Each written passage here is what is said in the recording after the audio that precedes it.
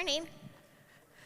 So it's nice to be back into the western part of North Dakota. I haven't been here for about 4 years, so I'd like to acknowledge my colleague, Pat Bose. He works with me on most of the entomology extension projects, especially the insecticide testing.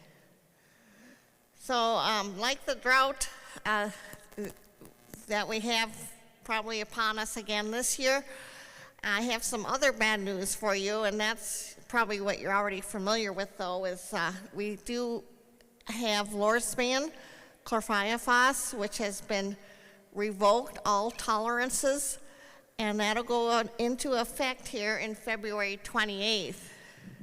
I'm going to take this off. February 28th, 22. So that includes Lorsban and generics, and any premixes that have Lorsban in it, like Cobalt Advance. So for all Lorsban products used in crop production, it is not available. So please don't use it this upcoming year or any time in the future either. It's gone. So I'm going to spend quite a bit about time speaking about alternatives and what should you use.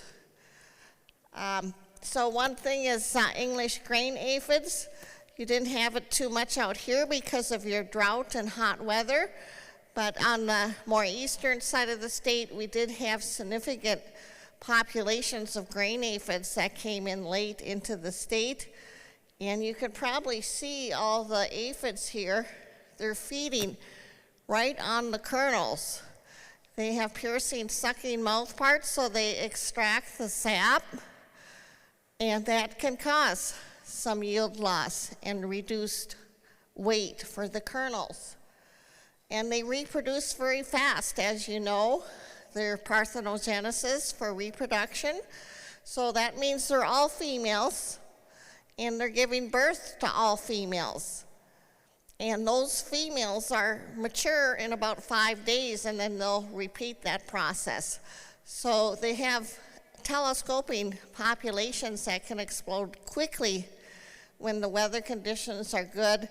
They don't like the high 90s that you had last year. They like moderate temperatures, about 80, in the 80s.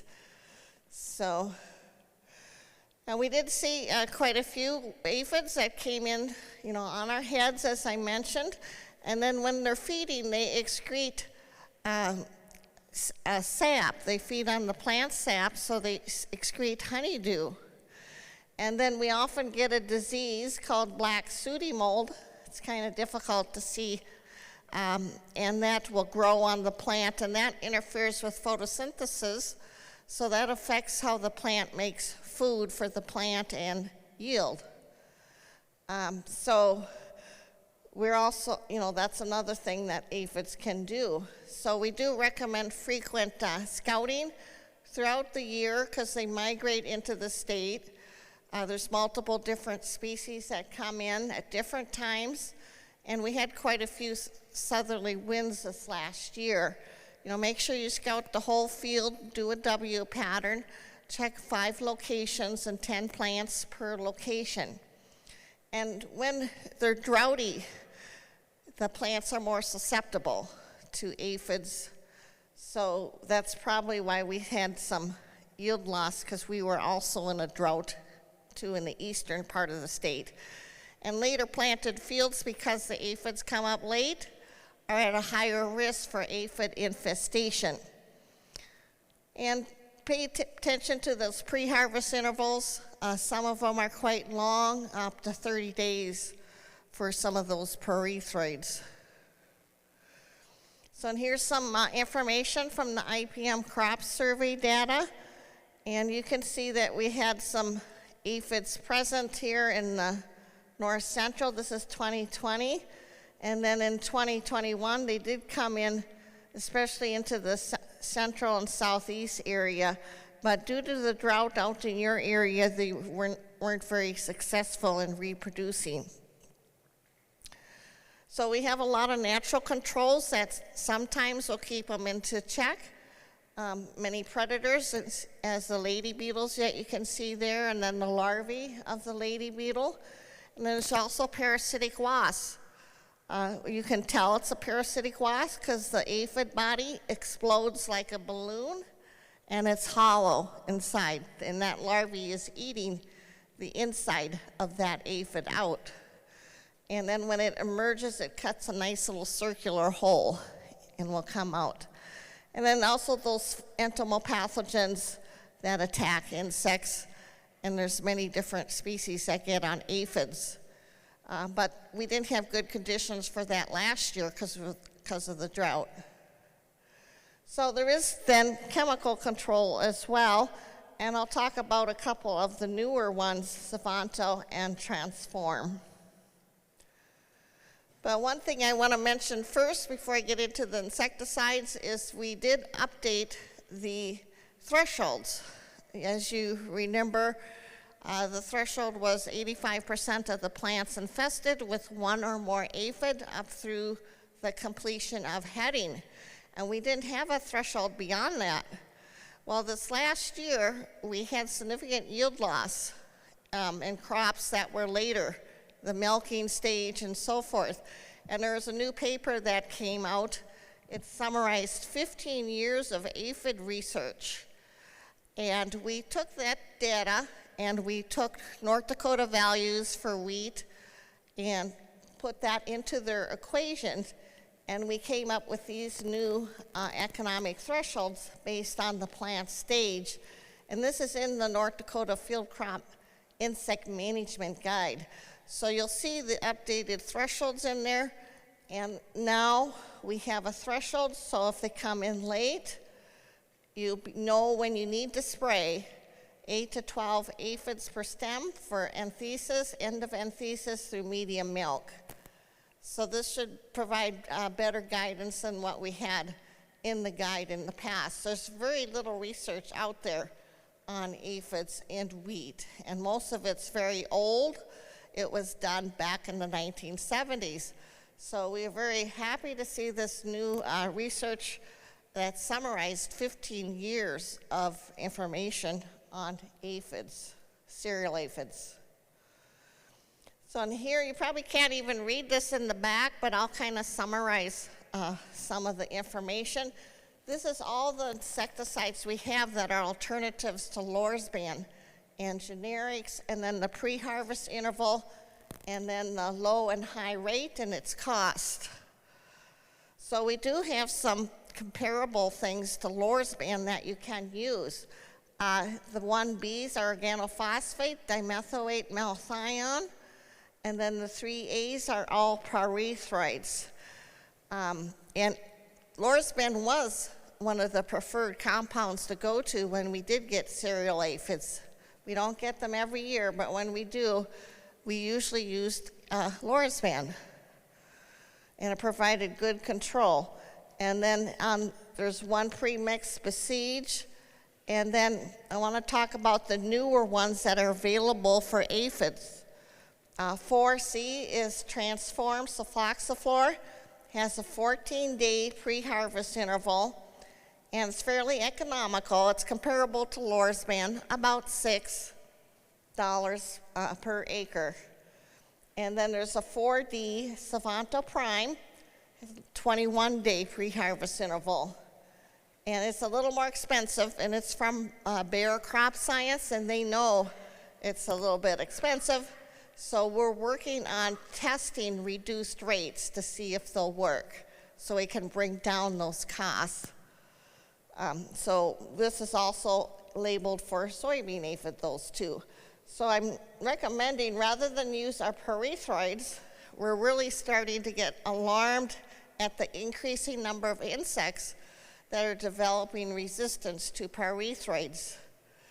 So it would be good to use some new modes of action. Transform is very economical, so I would recommend, if you do get soybean, or not soybean aphid, but grain aphids, to try it. We've tested it against soybean aphids. It works very well, better than pyrethroids. So moving on to wheat midge, We're all familiar with wheat midge out here. It's wintering now in the cocoon stage. And then as the temperatures warm up in June, they'll get active and move up towards the surface more, and then they'll go through a short pupal stage, and then the adults will emerge. It's usually in early July. They'll mate and the female lay eggs on the head of that wheat. And then usually it requires some moisture for the larvae to drop down to the ground, and then they overwinter as cocoons. And we do the annual survey where we go out and sample for the soil through the NDSU county extension offices. So, and I do have the new map for this upcoming year for you. But the damage, as you know, kind of looks like scab, the kernels. They become all shriveled up, and they're very low in yield, so they get often blown out the back end of the combine, reduced test weight, and also the fly, the wheat midge fly, can vector diseases, fusarium, head blight, and gloom. So here's the map from last year. You can see we had a few hot spots out here in the northwest and over in the north central areas. But overall, it was a pretty low map. And then also the new map, which is very low. We had 95% of our samples with no midge. So I've never seen it that low.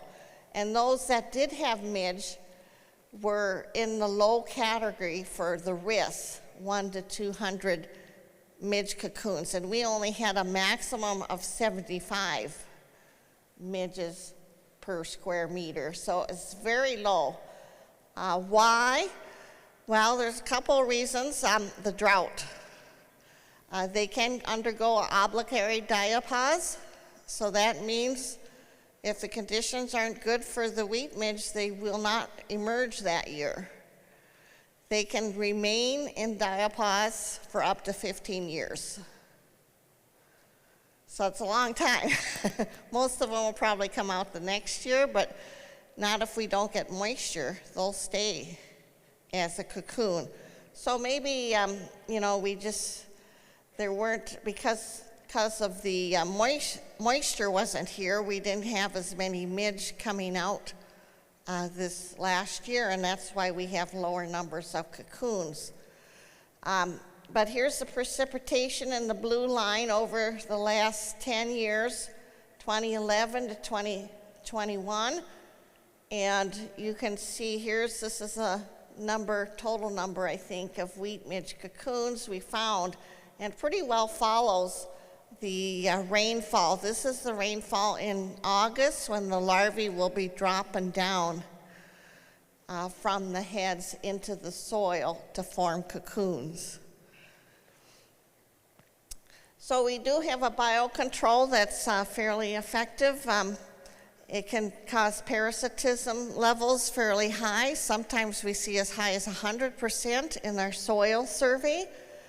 It parasitized mainly the egg of the wheat midge. This here is the wheat midge larvae, and we dissected out the larvae here of the parasitoid. And here is the beautiful, it's a metallic blue-black. It's smaller. It usually comes out a little bit later than the wheat midge. But here's the maps from 2020 and 2021. You can see we had 15% of the coons parasitized this last year overall, and they're mainly in the areas where there was higher populations of wheat midge.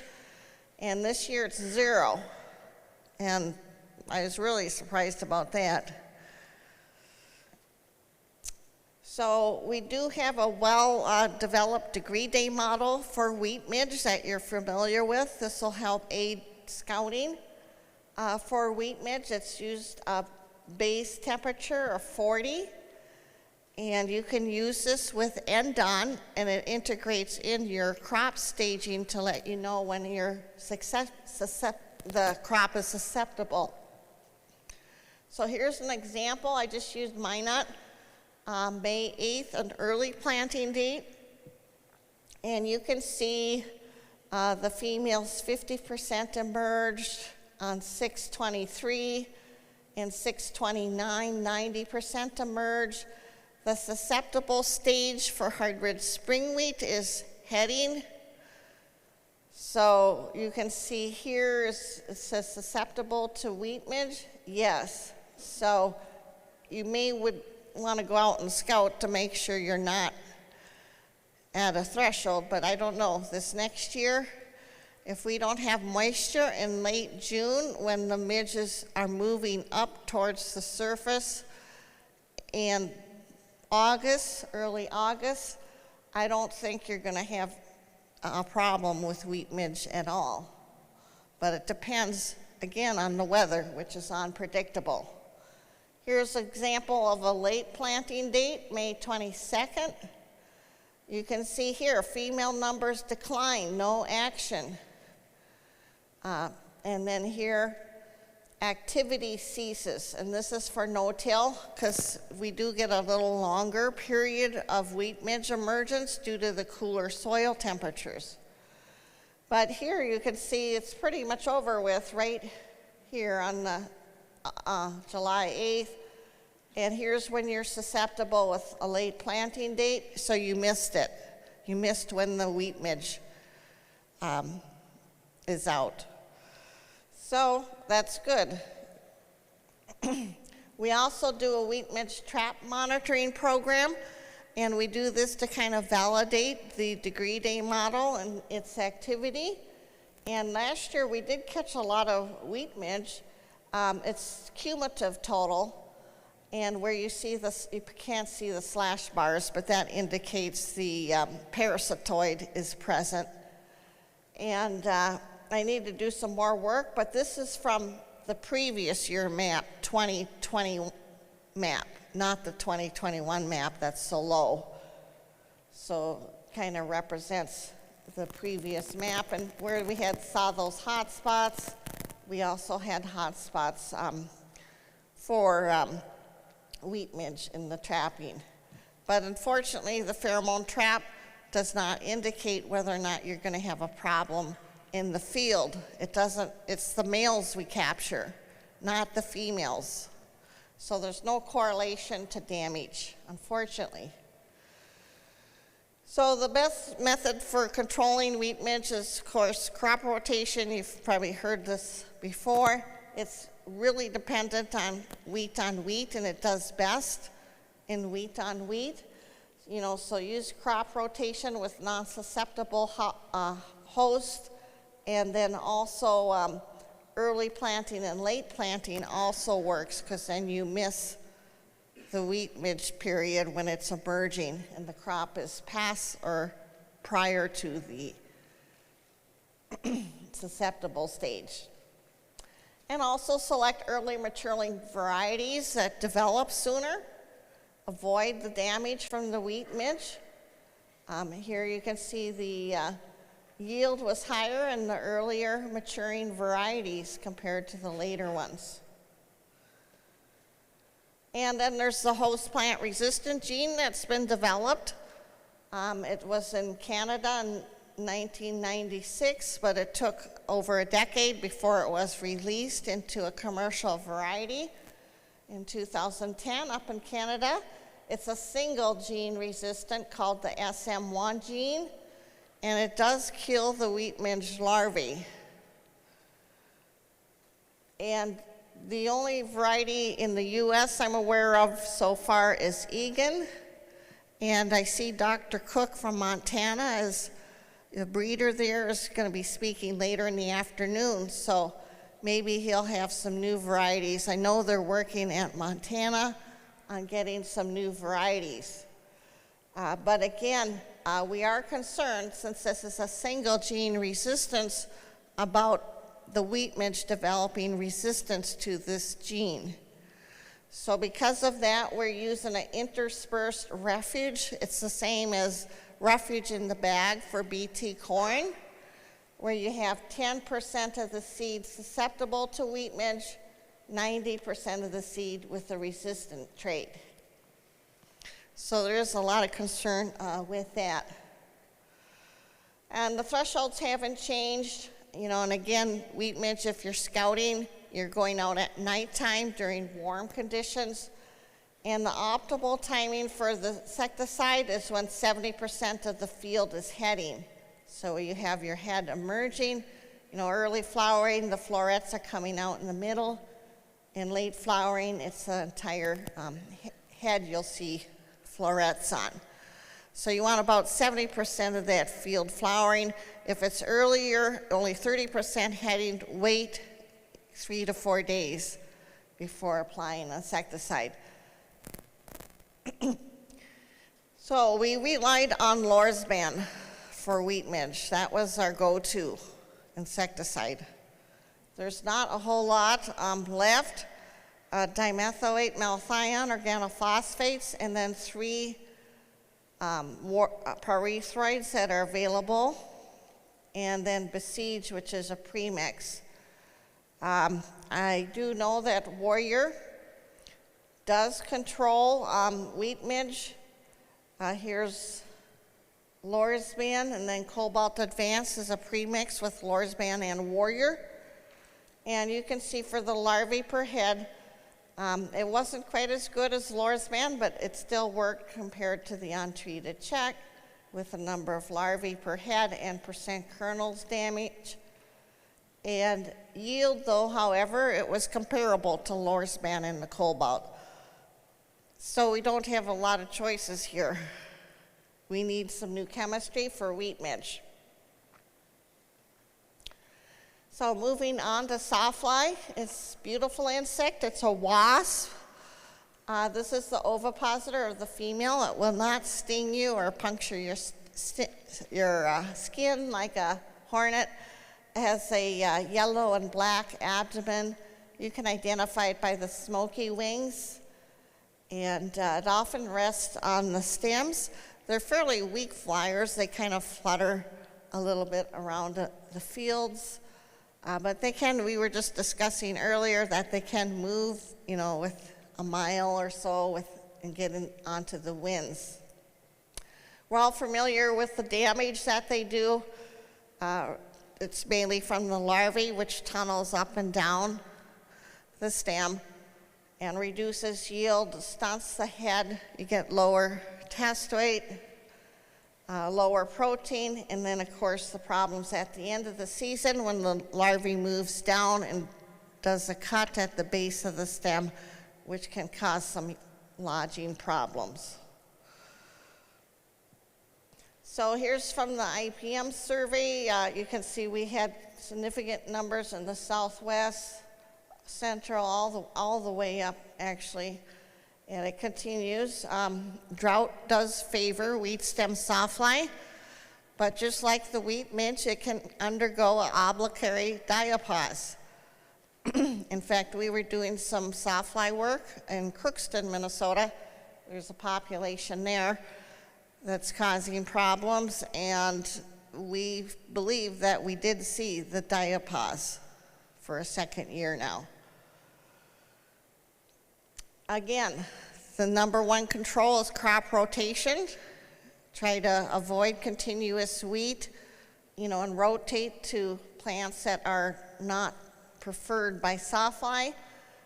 Oats, barley isn't a preferred one. Durum is a little bit tougher on the outer stems and has an increased pith on the inside. So it's a little more hardy, but drought can make it more susceptible. And then there is early harvest if you do have sawfly infested stems. If you know you have 15% of your stems infested, you should swath early so you can avoid all the lodging problems. Moisture, you want that to drop less than 40% before swathing. And of course we have our solid stem varieties, and there's newer ones out. Not a whole lot of new ones, but there's some from the companies Syngenta and Westbred. And you can also ask the upcoming speaker, Dr. Cook, if he has any new varieties he may be releasing in the upcoming years, but there isn't any from NDSU right now. Mott was the last one back in 2009. But some of these newer ones from the companies do yield comparable to our higher yielding wheats, but you know, it assumes you're going to have Sawfly present. There's a parasite that attacks it, and it can cause fairly high numbers of parasitism, up to 35%, sometimes higher. We've seen as high as 80% in some of the work we've done. This here is the wheat stem Sawfly larvae, and you probably can't see the parasitic wasps on there, the larvae,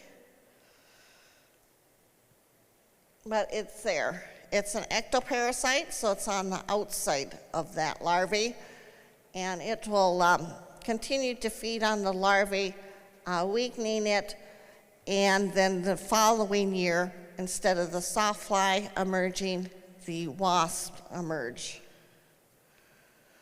And we do conservation when we can. Unfortunately,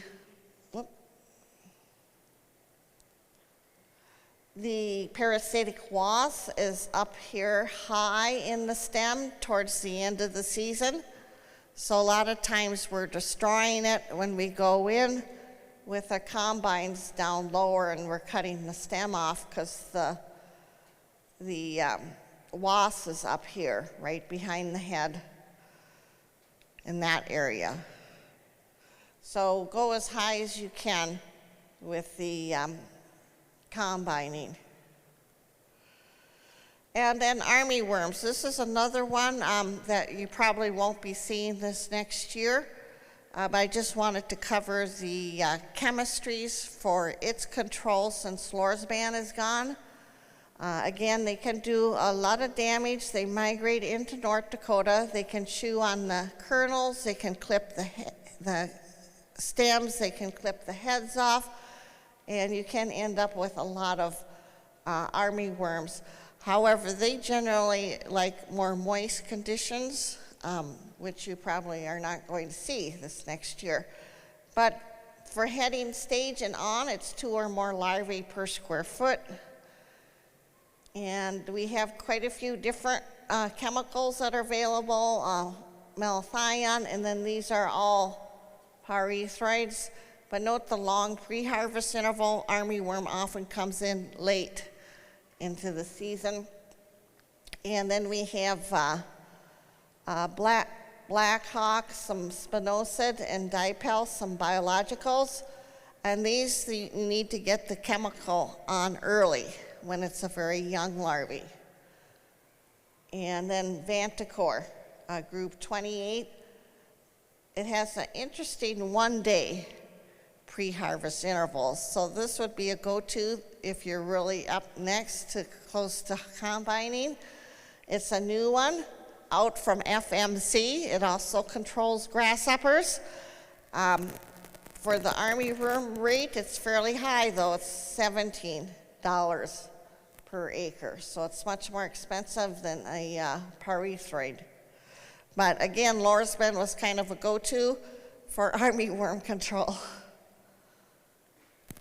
So I did bring some fact sheets with me. If you're interested, they're at the desk there where you picked up the brochures for the show.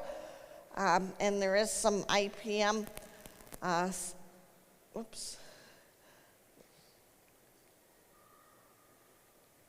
Let me get to the back to the right slide. Some videos out there for weed stem Sawfly. So, and that's all I have. I don't know if there's some time for some questions. TJ's going to be covering some grasshoppers and some of the insects I didn't cover. We divided between us the different insects, so he'll be covering wireworms as well, because there's some new products out that I highly recommend for wireworm control from BASF.